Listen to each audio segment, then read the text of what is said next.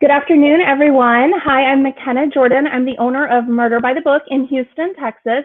And I have to say, I am particularly partial to these afternoon events where I get to speak with authors in the UK. And this afternoon, you will not be disappointed. We're speaking with Elly Griffiths, who is one of my favorite writers.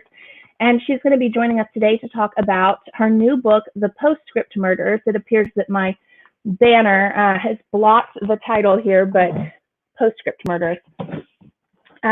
So before we get to that, just a few housekeeping things, as usual, as those of you join our conversation. We're going to keep saying it. We are open. If you want to come into the store, we're there 10 to 6, Monday through Saturday. We limit it to 6 people at a time. We provide a very safe environment. We have hand sanitizer and gloves and masks. Masks are required. And we would love to see you. We have a huge store full of wonderful March releases right now that we are very passionate about. And there's so many great books out right now that we would love to put in your hands. Speaking of those great books, we're also going to be doing a special thing on Saturday night on here, Facebook and YouTube.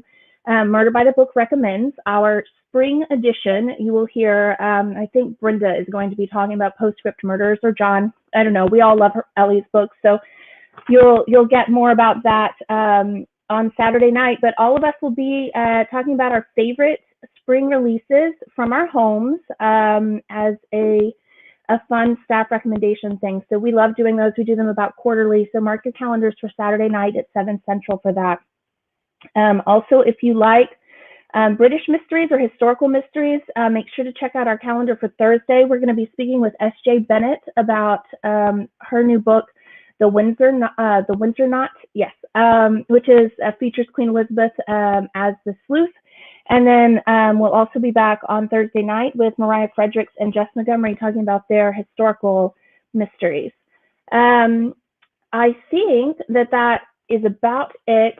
We will be shipping out our Murder by the Box Best of the Month and Cozy Corner this week. So if you're not familiar with our subscription boxes and you're interested, you have about a week to get in on March's shipments, and they're really, really good. So I would definitely recommend that. For more information on that, check out murderbythebox.com. As always, I'm going to drop a link in the comments shortly with information about Postscript Murders and Elly's other books if you're interested in ordering. We do have some signed book plates, so we'll definitely include that in the shipment if you do want to order from us. And if you have any questions, please don't be shy. Pop your questions in the live chat on YouTube and in the comments here on Facebook. Okay, every day it's a lot. Okay, here we go. Here's Elly. I'm so excited to talk with her again. Hello. Hello, McKenna. Lovely to see you again. Lovely to see you as well. Now, I know most of the people joining us know who you are, but just because we have so many people who tune into these author events for the first time, I'm going to run down your bio here. So Elly Griffiths is the author of the Ruth Galloway and Brighton mystery series, as well as the standalone novel, The Stranger Diaries, winner of the Edgar Award for Best Novel. She is the recipient of the CWA Dagger in the Library Award and the Mary Higgins Clark Award. She lives in Brighton, England, and today you're joining us from your shed again, right? That's right. I'm in my shed at the top of the garden, yes. And it's 7 o'clock here, so it's quite dark. Well, not as dark as our last chat, which we were just reminiscing was midnight or something for you. So it was something. Do you know what, McKenna? We should do that again when the midnight hour comes out. We should do a midnight chat. We should. Wouldn't that be fun? It would be fun. Although, at some point I'm going to actually want you back in store. Oh, yes. I can't wait. I'm so glad that I have been to your store, though, and I can imagine it. I'm just so happy that happened. Can't wait. Just can't wait to be doing things like that again in person. Yeah, me too. We will be. I will never complain about having to stay late for an author event ever again once this is over. I'll never complain about traveling or hotel food or anything like that. No, I know. We'll never complain again. I'm sure we will. What I would give for some room service. They've been talking in the UK about quarantine hotels, and they're saying it's so awful. You have to stay in your room for 2 weeks and get food brought to you. I mean, it could be awful, but also it did kind of sound quite good. You get a lot of writing done. You know, in theory, I think that's good, but we just had an author come in and actually sign and personalize books in store the other day on her way somewhere else, and she changed hotels 3 times because none of them actually had room service.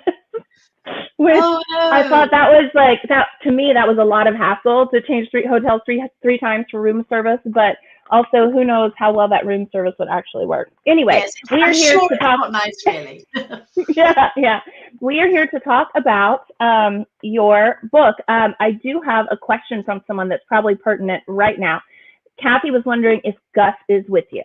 Oh, is that Kathy Boone-Real, my dear friend? I hope it is. Yes. Hi, Kathy. He's not here, Kathy. He was here earlier. And then he was making a massive fuss. He was tearing up the carpet, wanted to go out. So I've let him go out. I think I'm sort of slightly unintent to it because I think he might come back. So he's not here at the moment. He's gone off on some little hunting expedition because the shed, as I was saying, is at the top of the garden. So all sorts of exciting places for him to go. All right. Well, he did join us on our last chat, so maybe he'll make an appearance.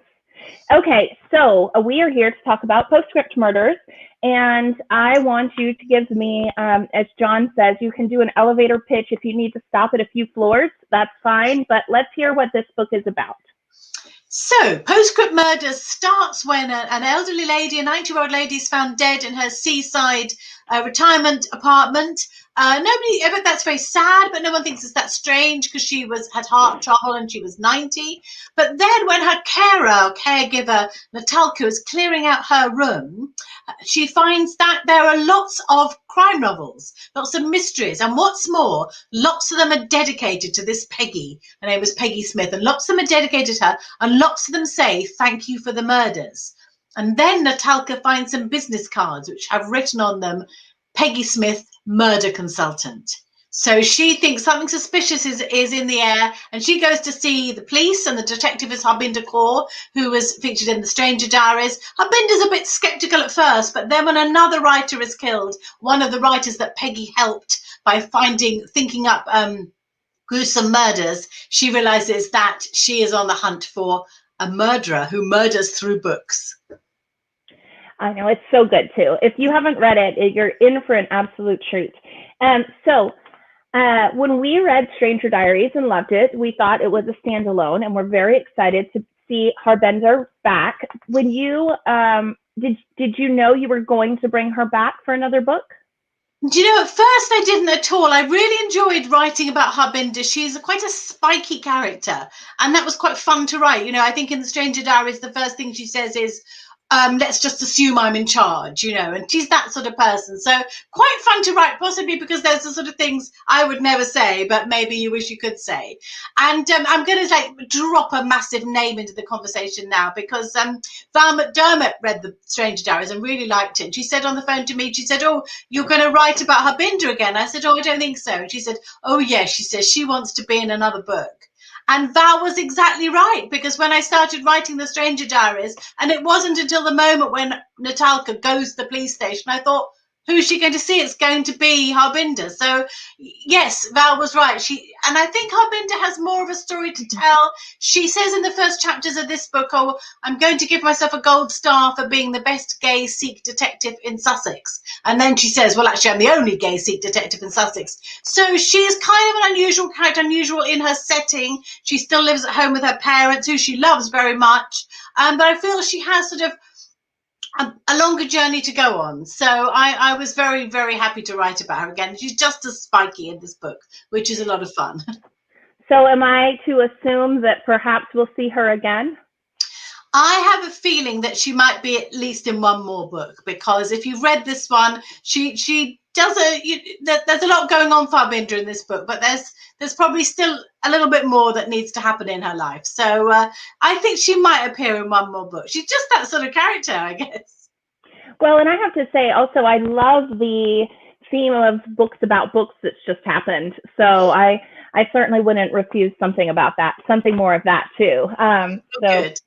Okay, so interestingly enough, you actually have As we know, two people investigating in this book. You have an amateur sleuth, Natalka, and then you have a Harbinger, who, I mean, essentially it's police procedural. How did you balance those two? It was fun to do, actually, and I think it was also slightly, because the books are about mysteries and things like that, you could slightly play with the idea of, you know, in crime novels, quite often it is the amateur who gets to solve the crime. And Harbinder says a couple of times, you know, they've just carried away. They just think they're the Secret Seven or something. Because it's not only Natalka, it's the owner of the local cafe, who is called Benedict, who's an ex-monk. And there's Peggy's neighbour, Edwin, who's 80, and who kind of invites himself on the trip. And actually turns out to be a very good sleuth. And he quotes from the Moonstone, that lovely quote about the detective fever being on you. So really, they're all just caught up in it. So it was very fun to sort of contrast that. So, and it's the first time I've ever done a book that's from 4 different points of view equally. So one chapter from each character as we go through. So it was very fun to contrast, you know, the way they did it with, you know, wild guesses and trying to make up anagrams and all sorts of things, and the way that Harbinder and her partner, the long-suffering Neil, go about it, you know, trying to do it by the book and trying to go steadily. So it was a lot of fun, and it allowed me to sort of play with the idea of sort of amateur sleuths in books, which I've always loved, I have to say. I can tell reading it that you had fun with this book. Like you, with the mystery world, all of it is in there, and it certainly comes across. Do you have your own murder consultant? Well, it's a great job, isn't it? Do you know I do, sort of. I have my Aunt Marge, who is wonderful character. She actually helped me quite a lot with the Ruth books, because she used to live in Norfolk, and was really great helping me. And she's got a boat, and we used to go out and have a boat and research the books and things. But then recently, not that recent, about 5 years ago, she moved to a seaside retirement place not far from us. And I don't know, we always joke, there's something about the new house. Was it the view? Was it the sea? Was it her new neighbours? She just became kind of obsessed with murder. And she would continually ring me up. She usually rings me up on a Sunday, so I always know it's her, little call on the landline. Oh, hello, love. Have you ever thought about killing somebody with a thurible? You know, she suddenly thought of these murders, or she's just looked out of the window and she's seen you know, 2 people, and she's very observant. She has a telescope. She says it's for looking at ships, but I'm not so sure about it. So Marge has come up with quite a few sort of murders for me. And I said to her sometimes, you know, why don't you write the book? Oh, no, love, I think you should use it. So, yeah, she's come up with a few quite sort of bloodthirsty murders for me, actually, in the past. So I guess Marge is my murder consultant, though happily alive and well, and probably looking with a telescope at this moment. I was about to say she's had her own little rear window moments happening. You know, she's just ready. She's ready for that murder to happen in a window and disappear, and she gets to investigate. I think she would be equal to it. I really do think she would be. And in fact, she is also, and it's slightly where I got this relationship with, she's actually very friendly with the man who runs the local coffee shop. So they could be off solving murders right now. Who knows? That's fantastic. So the book is populated with mystery authors. Are they based on any friends? I have to say that they're not really, but I did really enjoy writing about that world, you know, that the crime writer world. You know, before I was a writer, I worked in publishing. I was worked for HarperCollins. So I do kind of know about that world, although, you know, it has changed quite a lot since I was a publisher. But, you know more than anyone that crime writers are a lot of fun, aren't they? Yeah. You know, I don't know what it is. Maybe it's because you have so many in the shop there. People who write about quite gruesome things. You know, on paper, just mentioned Val McDermott. I mean, very gruesome in her books, but the nicest woman you would ever meet. So funny, yes. So her books are not funny. They're dark and grisly and scary and wonderful. I love her books, but oh my God, she is funny.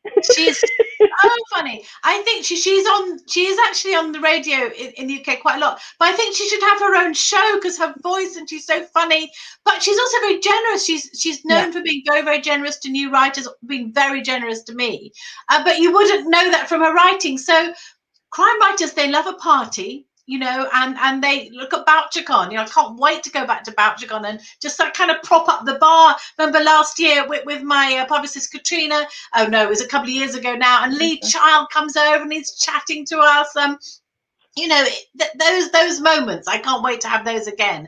So I wanted to slightly convey, even though I have to say at the Crime Writing Festival in this book that there are a few murders, I also wanted to convey how much fun it is. And you were saying, are they based on any friends? No, but there's one scene where there's a writer carrying 3 beers.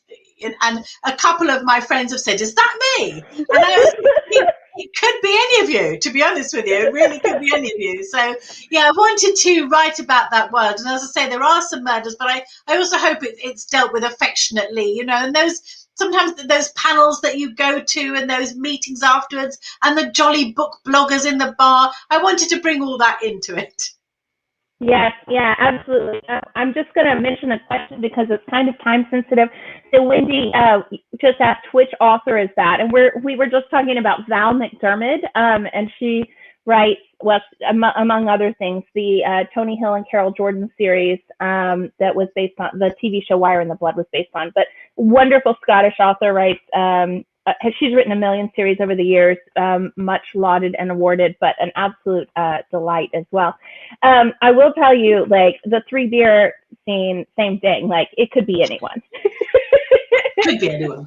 Could be anyone. And I, too, can't wait to safely have another convention where we can all gather shoulder to shoulder in the bar. I was on the committee for Bouchercon committee for St. Louis, which was now about 10 years ago. And I can't tell you how many meetings we had expressing to the hotel, you don't understand the amount of staff and alcohol you're going to need. You think it's a writer's conference and it's not going, and it's going to be calm.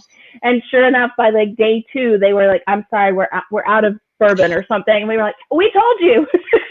It's exactly the same with me. I chaired Harrogate, you know, the big crime writing festival in the UK one year.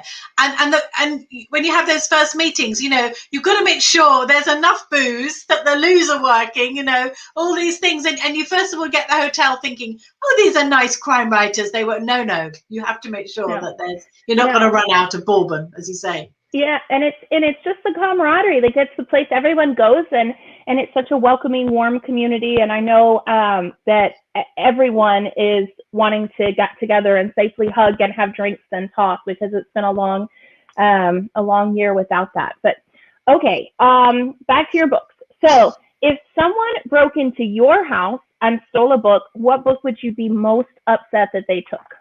Oh, that's a really good question, because of course that does happen in the book. Someone breaks in and steals a book, and that is a clue. Well, there are a couple really. I've got a couple. The first book that I remember really loving and I remember reading sort of to myself was Alice in Wonderland, and I just remember spending the whole day reading and as well as just loving it, thinking to myself, wow, you can do this. You can spend the whole day reading, and that's fine. Because I was lucky enough to come from a very bookish household. And I've got 2 older sisters, and actually I've still got that copy of Alice in Wonderland. I was looking at it recently, and my sister Julia said, oh, that was my book. And I said, no, it wasn't. But actually the name is at the front. So it is my book. But having said that, I would be very sorry to lose it, because I've also drawn some beautiful pictures all over it. And the very weird thing is, on the front page, I must have been practicing my letters or something. I've written A and J. I mean, how terrible to write all over a book. But I've written A and J. And my children are called Alex and Juliet. And it was almost like and it's very clearly A and J's. And there's also a very funny squiggle that looks like a sort of two-legged dog or something that looks a bit like my Elly Griffiths signature. So I would be very sorry to lose that much written on copy of Alice in Wonderland that really belongs to my sister. That's great. You said there were possibly 2, though. What's the other one? Oh, well, also, when I wrote The Stranger Diaries, my lovely editor, Jane Wood, I've had the same editor for all my Elly Griffiths books, which I know is really unusual and really lucky. Very close to Jane, we have the same birthday, 17th of August. But when I wrote The Stranger Diaries, she gave me a beautiful edition of The Woman in White by Wilkie Collins, which is my favourite book. So I'd be very sorry to lose that one. That's a lovely gift. Okay, I want to talk just for a minute because everyone knows you write other series. Let's talk about Ruth Galloway and what's going on with her right now. Right. Well, in June, I think 29th of June is you're going to get. I'm afraid it's out here already, but in the US will come out number 13, which is called The Nighthawks. I really hope you like it. It's got a lovely spooky HMH with these amazing covers, lovely spooky cover. And it starts, Nighthawks is, I'm sure a lot of you know, is a name given to unlicensed archaeologists, really, unlicensed metal detectorists. And the book starts when a group of these amateur archaeologists find a body on the beach in Norfolk. And DCI Nelson is called in, but at the same time, they've also found a Bronze Age hoard. So Ruth is also involved, and she and Nelson then get drawn into the case, which involves them spending a lot of time at a very spooky farmhouse called Black Dog Farm. And that allowed me to explore the very sinister legend, Norfolk legend. But I'd be interested to know if there are similar Texas legends, because there are many of these legends around the world. A legend of a black dog that appears to people, and it's usually a bad sign. It means somebody's going to die. So this black dog, sometimes with red eyes, sometimes with a chain around its neck, appears to people. So, and in Norfolk, it's called the Black Shark. Is there a similar legend? So I don't know about specific to Texas, but I listened to this podcast called Lore that basically takes things like this and compiles each episode. So he may have a black dog episode, and it compiles urban legends or historical myth type figures from all over the world, and he'll have a theme, and it'll talk about how Native Americans have the same thing that they have in Australia that they have, and how those legends are basically worldwide. So I'm sure there's a black dog thing. Like, I have no doubt that there's many black dog stories throughout the world. Yeah. That sounds amazing. Lore, is it Lore? Mm-hmm. Yeah, the guy's wonderful. Look that up. I was doing an event not long ago with a lovely British writer called Rowan Coleman, and as Bella Ellis, she writes this series where the Bronte sisters solve crimes. Have you come across it? It's really good fun. Yeah. And so we were talking about this, and she said, well, that dog comes into Jane Eyre. And the first time Jane Eyre sees Mr. Rochester when he's gallopy on his horse with his dog Pilot, and she thinks that Pilot is the dog that's meant in the north. It's called the Guy Trash, and she thinks she's seen the Guy Trash. So isn't that interesting that it's in Jane Eyre? So I'm sure there'll be a North American version of the dog somewhere. Yeah. Kathy has just asked if I can make a list of the books and podcasts that we mentioned during this interview. Kathy, I will try to. I will try to remember, but this one was Lore, Lore, and there's a good one, McKenna, you'll like, and Kathy will like as well, called Weird Norfolk. That perfect. has lots of really, really good Norfolk legends. And in the Nighthawks, I've got a few of them. I've got Black Shark, and I've got the Sheringham Mermaid who drags herself up from the sea to hear mass at the local church, and also the Norfolk Sea Serpent. And in the book I'm writing at the moment, I've got the Grey Lady of Tombland. So you'll find them all on Weird Norfolk. It's really well worth a listen. All right, I'm typing that right now, and then we'll get back to the interview because I will forget. Okay. All right, so you've created all these worlds, all these characters that we love. They are so well drawn that we feel like we know them. They're our friends. But if you had to pick one of your characters to be your best friend, who would it be? Oh, McKenna, you're making me do lots of choosing, aren't you, today? Let me think. Well, it is a bit obvious, but I would kind of like to be Ruth's friend, I have to say, partly because Ruth is the sort of woman, I think she chooses her friends quite carefully. She's not everyone's chum, she has very specifically chosen friends, and she has friends from university. And in fact, in the book I'm writing at the moment, we see some of her school friends. So I think I would be quite honoured to be Ruth's friend. Also, we seem to be very sort of talking about drinking. She likes a glass of wine, which I do. She likes a cake, which I do. So I think I would enjoy that. I also have to say that I would also like to be Cathbad's friend, just because of all the stories he could tell, and he's also very kind, and I think he'd be a very generous friend. But but also I would rather like to go out for a meal with Max Mephisto from the Brighton Mysteries, who is the magician, who's very urbane, and he always seems to know where there's an Italian restaurant. And in that way, he's a bit like my dad, who was Italian, because wherever you went with my dad, and like my dad traveled the world and only went to Italian restaurants, and he was kind of quite one of quite early British businessman to go to New York and do business, and he only ever went to Italian restaurants there, you know. And if he was in Houston, he would be at the local Italian immediately. He'd sort of know instinctively where it was. And Max Mephisto's a bit like that too. So I'd kind of like a meal with Max Mephisto. We also clearly don't need to be making a list of books, but a list of Italian restaurants that you recommend here in the comments too. Definitely. Okay, so I will just mention, obviously, I've had very specific questions for this interview, but we talked in, was it July? And I asked a lot about the writing process. We're going to get into that, but if you're interested in seeing our interview from a few months ago, there are some more of the regular questions on there, and it's on YouTube. So you're welcome to check out that chat we did too. Okay, so how do you keep them all? How do you keep all your characters and worlds straight? Do you have Post-its everywhere, or files, or, you know, some authors call it their Bible? I wish I'd kind of done that from the beginning, but what I do is, so I've got one of my notebooks here. So at the beginning of every notebook, I don't know if you can see, I just write down all the dates. So the dates of the books, when the events happen, and the dates when the red is when all the people are born and die and marry and things like that. So I do that at the start of each notebook. I sort of write that down. So I try and keep that straight in my head, really. I never thought I never thought there'd be this many books. I'm talking about the Ruth books now. I never thought I would be writing. Now I'm writing book 14. I never thought there would be that many. I never thought it would get so complicated. I do slip up occasionally. So the Nighthawks has already come out in the UK here, and there's a character called Neil Topham in it.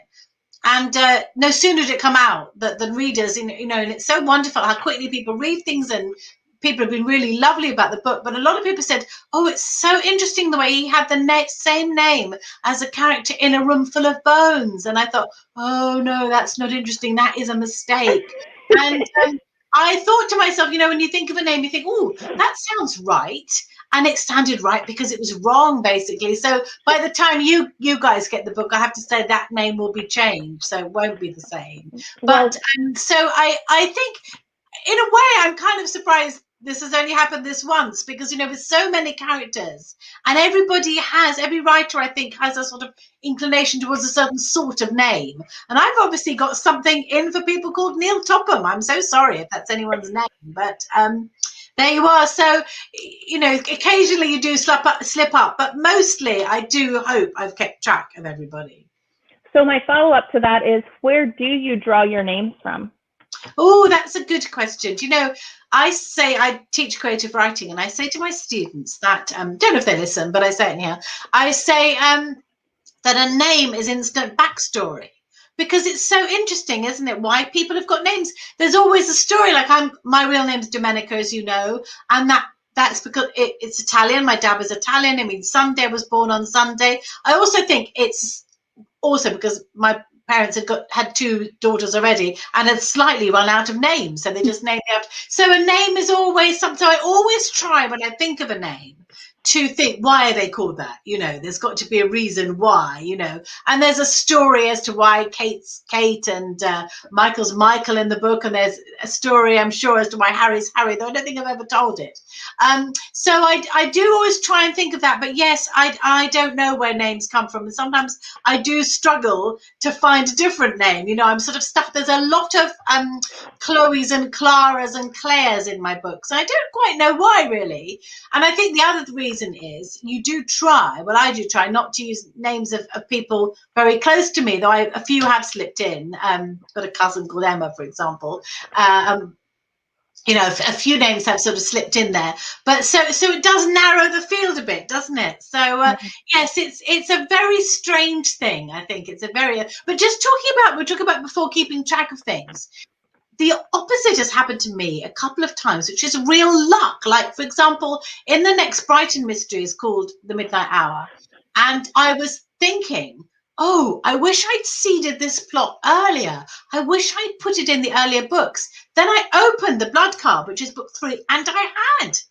It actually started there. So a couple of times I've been too clever for my own good, and I have put a clue in, almost like going back in time and putting that clue in. But obviously a couple of times I haven't. That's fantastic. Okay, so this book goes all over the place. Lake by Call, so when, obviously your publication schedule in the UK is earlier than here. So were you able to visit most of the locations before lockdown, or did Google do your location scouting for you? This was written, it was just about written before lockdown. So the next Ruth book, The Night Hawks, was written completely in lockdown. So this was written a bit before. So most of the places, though not the place in Russia, sad to say, I have been to. But some of it's set in Shoreham, which is just down the coast from me, which I know quite well. But also some of it's set in Aberdeen, which is a place I did go to a couple of years ago. I did go to a crime writing festival there. No murders, I hasten to say, happened. But I just thought it was an amazing city. And I thought maybe it's not written about as much as other great Scottish cities like Edinburgh and Glasgow. And it's called the Granite City, Aberdeen. So it can look very, forbidding, but it's also the Silver City, and there's certain light, it shines and glimmers. So and it's set near some, some beautiful coastline near there. So I have been there, and I really wanted to write about it. But I always remember, so when I was there, getting in a taxi, it was quite late at night because I'd been to St Andrews and I was coming to Aberdeen quite late, and the taxi driver was talking to me about where my event would be the next day, and it's the library. And he said to me, I'm going to do this. I won't try the Scottish accent. He was saying, maybe I will. It's down there. The library is down there, and it's next to the church, and it's next to the local nightclub. And do you know what people call those buildings? They call them education, salvation, and damnation. Ooh. Going to use that in a book. Yeah. So, and in fact, that particular taxi driver was a country and western singer, and he did invite me and my publicist to come and hear him, but we never quite made it, I'm afraid. Well, that's going to be one of your life's regrets, I'm sure. Yeah, I'm called Billy Bob. I think he was called Billy Bob.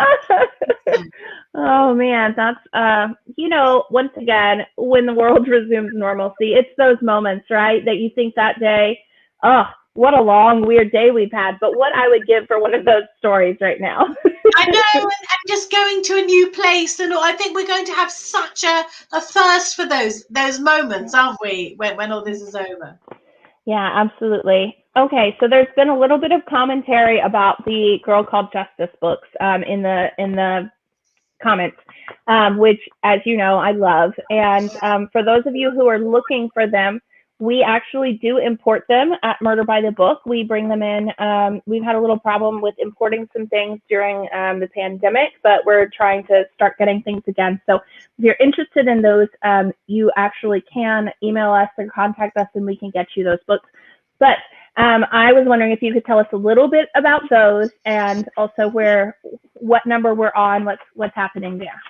Well, thank you so much for supplying them, McKenna. That's wonderful to hear, because I always feel a bit guilty, really, saying to my American friends, I don't know where you can find them, but they can find them from you. Yeah, yes. So these are murder mysteries for 8 to 80-year-olds, 8 to 108-year-olds.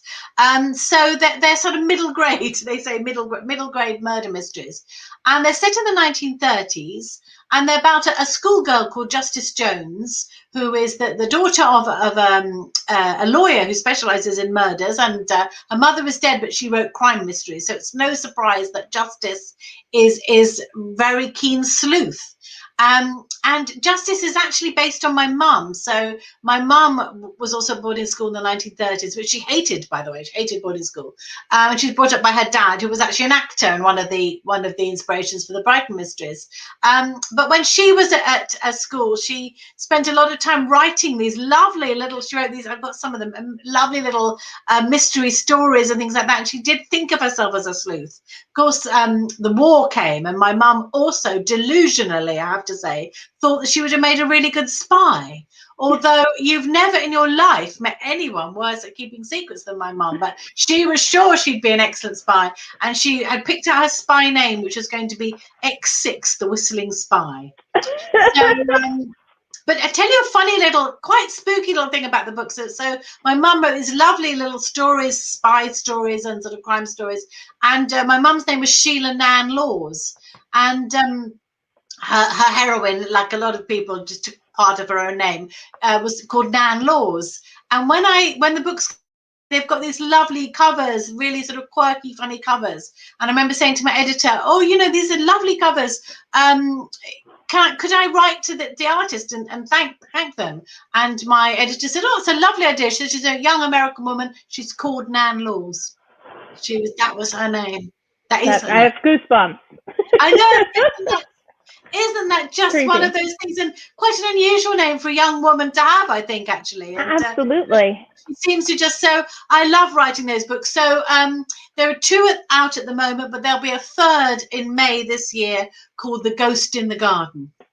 Wonderful. Well, we will make sure to bring it in, and they are some of our absolute favorites, Sam. So, people don't realize that we have a young readers section, and so what we specialize in, though, are the things that we like to read, really. So we love those classic mysteries for young readers, and that series has been such a fun series for us to hand sell, because it's what we love to read too. And for anyone who's watching this thinking, I don't know if I want to read a young reader series, yes, you do. Like they're great. They're great books too. Thank you so much. I do hope, and I think they are just suitable for anyone who likes a good murder.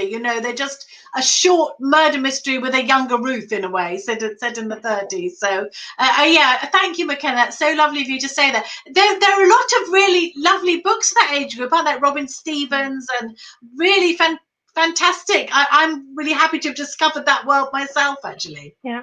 Yep, absolutely. We have a handful of them that are just essentially traditional mysteries that are just great for young readers and older readers. Okay, so I think I'm going to go ahead and open it up to the questions, and if I need to fill in later, I will. Bear with me 1 second while I kind of scroll up to questions. So this one from Donna is, I think, interesting. How does being a gay Sikh play into the story? In the I see the hi, Donna. Oh, yes. Yes. Well, in a way, being gay and being a Sikh is just what Harbinder is. It's just who she is. So in a way, that's just her character and her background. But of course, it does also play into the story because, as she says, she's kind of unusual in Shoreham and being the only gay Sikh detective, she thinks. And she, I think, always feels a little bit of an outsider, and also she feels a little bit, I think, like she has to prove herself to her parents, who she feels, and this comes into the book quite a lot, she loves her parents, has a good relationship with them. But I think she slightly feels she's got 2 older brothers, a little bit in their shadow, and she sort of has to prove things to them. And she's not out to her parents, which also, is another thing that plays into the plot. So I think, as with all characters, they sort of come from nowhere, but then who they are is part of the plot. Do you know what I mean? Character's plot and plot is character. I'm very lucky, by the way, to have a friend who is from a Punjabi Sikh family. So she did read the book for me and comment and sort of help me try and get the cultural background right. Not only that, but her mother helped with this book as well, which is why this book has a lot more, I think, of Barbinder's mother. Not that Barbinder's mother is based on Barbinder, my friend's mother, but there's quite a lot more of her in this book, I think. And also she slightly reminds me of my mum as well. So I really liked writing about her. So do your characters spring to your head fully formed?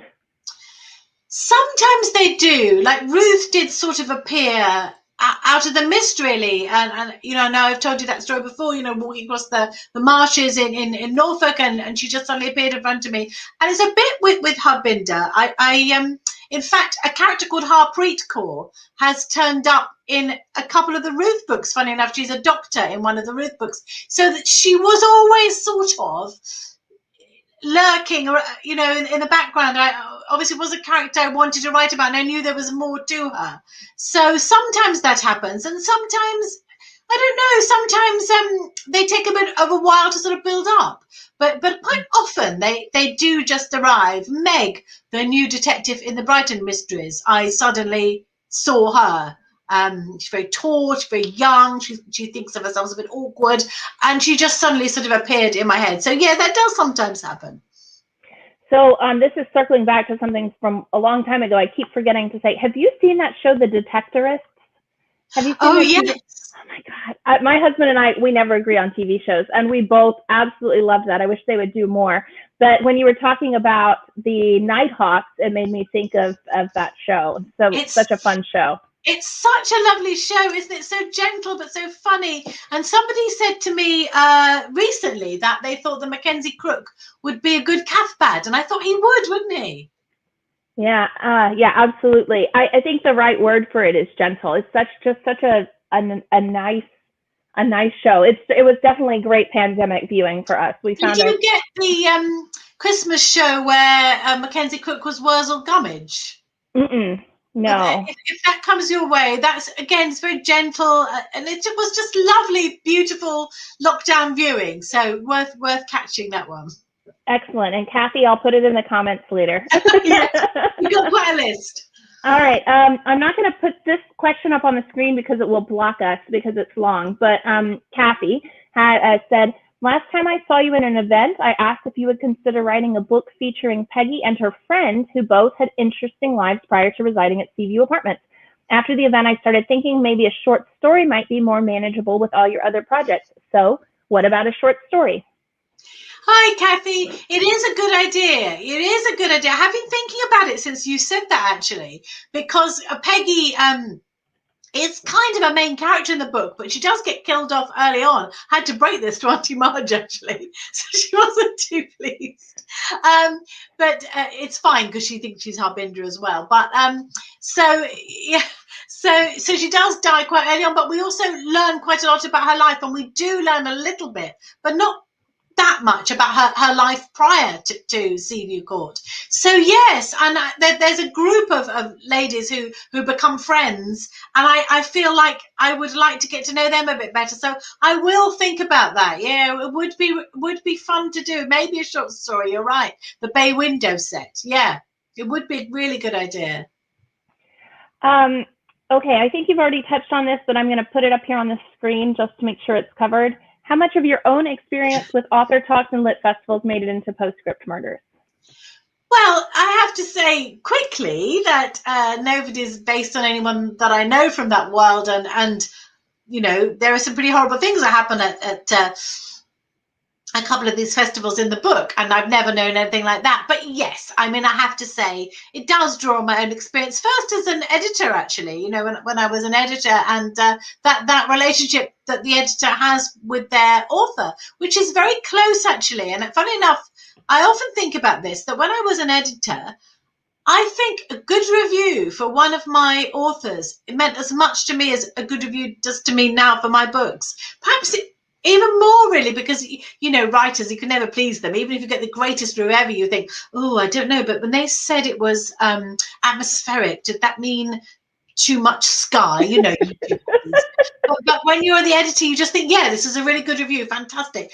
So I did draw on that experience of that relationship, that editor-writer relationship. But also, yes, as we were saying earlier, just the fun of these festivals and the way that at the best ones, like Bouchercon, you are just all mingling there at the bar, and you end up having these weird conversations. I remember and Harrogate having this long conversation with Chris Carter about disco music. You're not going to have that conversation again. Kathy, who's listening, listening, when we first met at Albany and at Raleigh, we've had some great evenings, haven't we? Some great fun discussions.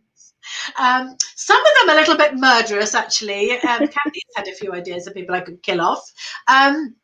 So yeah, and I remember just to sort of go off on I remember once was it a cocktail evening or something, Kathy, and I was standing with the cocktail and you came up to me and said, "There's always poison." So I have drawn a little bit on those those experiences of but also I have made a lot up. So Kathy I think it was Kathy, was also wondering, what is the next conference you're planning on attending, or has that even come to your mind yet? Well, they're hoping that there will be Harrogate this year, which is July in the UK, and the organisers said they're hoping it's going to go ahead. Of course, I think they're quite brave to say that because nobody quite knows what's happening. UK is still locked down. It's going to be easing, thank God, a little bit, and the vaccine program is doing well, but we don't know really. But if possible, yes, it'll be Harrogate in July, and I'm scared of how excited I will be. I am really scared of how excited I'll be. I will be, jumping up and down, throwing myself on Ian Rankin. Be careful, Ian. We will all just be so excited. So hopefully it will be Harrogate in July. That's very exciting. We're having VoucherCon is happening in New Orleans, and we were supposed to be one of the book dealers, and I just, between the workload we're under right now and having it's in August instead of like a little bit later.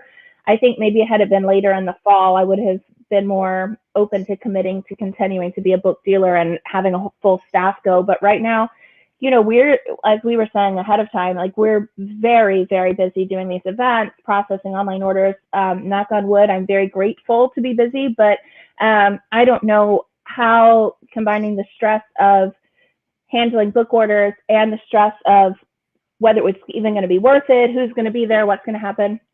We just it is early, isn't it? August would be, if it was a bit later on in the fall, maybe, but maybe next time. Well, I'm hoping, I won't be able to. I don't know what international travel is going to be like, but right. I'm hoping next year. Year I will be in the States. I didn't get to go to the Edgar's dinner last year when I won, so I'm hoping, to get to maybe, go to and it's a forethought, go to VoucherCon, do all those things I didn't get to do then. So I think either New Orleans is going to be like the craziest, most full VoucherCon ever because everyone can't wait to get there and the vaccine rollout will have been good enough to that point, or it's going to be next year. That's the crazy one. We'll see. But I know all the writers I know, including all the booksellers I know, are ready to get back and socialize and see. I think we've got a few years of craziness and fun, and hopefully, as well, make us just really appreciate each other. And, and I think books have been so important this year, haven't they? I mean, you were saying, you've been, thank God, so busy, but you've been sort of supporting authors and supplying your readers, and reading and books have been so important this year. So I hope that's made us all appreciate that, really. Absolutely. So Marjorie, she hasn't answered this yet, so I'm going to pop your question up here. Can we expect to see Ruth as a TV show? Oh, thanks, Marjorie. Well, a TV company in the UK does have an option on the Ruth books, so it might still happen. This have sort of been through this cycle before. So 3 times a company has optioned the books. Basically sort of taken them off the table, said they want the chance to work on a script, etc., etc. So it could still happen, and I hope it will in a way, although by now I'm sort of slightly thinking, I don't know what I'll think if they do get on the screen, but it could still happen, and there's quite a lot of interest. Funny enough, there's quite a lot of interest as well in the Postscript murders. I think because it has such a diverse cast and also in terms of sort of ages. So, you've got the 30-somethings, Natalka and Benedict, and then you've got 80-year-old Edwin. And I can think of a few British actors who'd be really, really good Edwins. So there's been a bit of interest in that. So It might happen, in some ways I really hope so. I don't know who everyone would think as Ruth. If you've all got an idea, quickly put it in the chat. I've always thought that there's a Welsh actress called Ruth Jones. I've always thought would be a really good Ruth, for what it's worth. But you never know if it makes it to the screen. They might, cast somebody that none of us have thought of, and they might be brilliant. So you never know. But if anyone has a good idea, let me know. I will monitor the comments and let you know if anyone pops Thank up. you. So I will say, since you mentioned the other amateur sleuths in this book, we have had several comments along the lines of, when will we see the other people again? People want more of these amateur sleuths. They love Natalka. They love Benedict. So what's happening there? Oh, I don't know, because I had always thought that this would just be in a one-off in a way, a standalone in a way, even though Abinda might turn up again. But do you know what? I have never missed characters the way that I missed them. And I don't know if that was lockdown or something like that, but when I stopped writing it, I really did miss them. I really wanted to write about them again. So it might happen. It was, in retrospect, it was a lot of fun. Also, I loved the sort of road trip aspect of the book, the idea of sort of going on a road trip, sort of ill-assorted people, and who brings the travel sweets, and what word game will we play on the motorway, and all those things. I wanted to bring all those things into the book, so I have missed them, so I wouldn't discount them turning up again. I mean, with the number of books you already write and the number of series you have going, I don't know how we can request that you stick this merry band of sleuths in there, but I certainly would appreciate it. Oh, thank you. Okay, I was also about to get to this, but Wendy asked here, so I'll pop her up. Elly, what have you been reading? Oh, great! Thank you. Really good question. Funny enough, I've just reread Georgette Hayes' The Devil's Cub, which I haven't read for a long time, and I really enjoyed it. Although he's a bit more disreputable than I remember, The Devil's Cub, but I did really enjoy it. Couple of crime novels which I don't think are out yet that I really, really enjoyed. One is by Erin Kelly, who wrote He Said, She Said, and it's called Watch Her Fall. Have you read that, McKenna? I haven't read that one, but I absolutely adored He Said, She Said. Yeah, it's so good. It's such a tour de force. I think you'd love this one. And the best way I can describe it, and I did say to Erin today, this description, she didn't seem to mind it, was it's like the characters in Noel Streatfeild's ballet shoes have grown up and started murdering each other, because it's about murderous ballet dancers. And it's so good, and Erin has just immersed herself in that world. So it's a really good read. Watch Her Fall. There's another one by a new writer to me. I think it's a debut, called Janice Hallett, and it's called The Appeal. And it's about it's all told in sort of emails, and it's about a sort of charity appeal, but there's a murder mystery in there as well. So I really thought that was clever and very cunning. And another one by Will Dean, who is the author of the Tuva Moodyson books, which are fantastic. I love Tuva, fantastic series about a detective in Sweden. Will's British, but he lives in Sweden. But his standalone called The Last Thing to Burn, I thought was really amazing. And we have him set up, this is, if I'm wrong, I apologize, but I think we're going to have him in conversation with, this could be completely off, but Sherry LaPena. Anyway, it's next month, and it's on our website. And what she said, book is absolutely fabulous. We're really excited about that, that virtual event. That's going to be a great event. And if Will is talking from his home, he has the most beautiful St. Bernard dog. So I got to interview Will when the book came out, actually, and the first question, she's probably quite fed up with this being people's first question, is, where's Bernie? And the dog was there, but gorgeous awesome. dog. Awesome. Does anyone else have any questions? I'm going to give you just a few minutes. We had no one make actor suggestions. We have several people say they have ideas, but no one's stuck an actress out there for Ruth.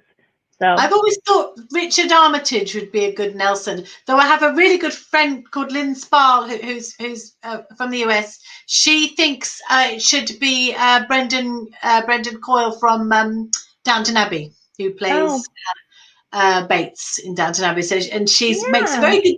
very good case for him being Nelson, I have to say. Fair enough.